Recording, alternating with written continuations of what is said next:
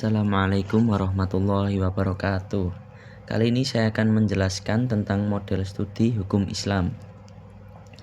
Perbedaan syariah dan fikih. Syariah bersumber langsung dari wahyu Allah dan mencakup seluruh aspek kehidupan. Sedangkan fikih adalah hasil pemahaman manusia terhadap syariah yang bersifat dinamis. Fikih membahas aspek praktis seperti ibadah dan muamalah. Sedangkan syariah juga mencakup akidah dan akhlak. Dengan demikian, penerapan hukum Islam harus mempertimbangkan konteks sosial dan tradisi. Hubungan fikih dan kondisi sosial. Fikih tidak dapat dipisahkan dari kondisi sosial masyarakat karena hukum Islam lahir dari interaksi antara teks dan realitas. Abdullah Ahmad Al-Naim menekankan bahwa interpretasi hukum Islam sangat dipengaruhi oleh faktor sosial, ekonomi, dan politik.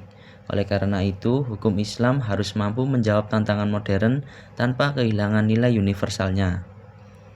Implikasi sosial dan politik. Hukum Islam berperan penting dalam membentuk masyarakat dan negara. Perubahan sosial, globalisasi, dan nilai HAM mempengaruhi pemahaman hukum Islam. Dalam politik, hukum Islam pernah digunakan untuk legitimasi kekuasaan, seperti pada masa Abbasiyah. Kini, penerapannya beragam tergantung konteks sosial politik suatu negara. Hukum Islam harus dipahami secara kontekstual dan tidak terlepas dari realitas sosial. Rekonstruksi hukum Islam modern.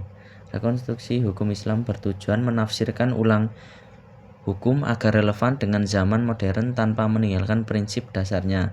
Tokoh seperti Fazlur Rahman dan Jasir Auda menawarkan pendekatan maqasid syariah dan kontekstualisasi nilai-nilai Islam.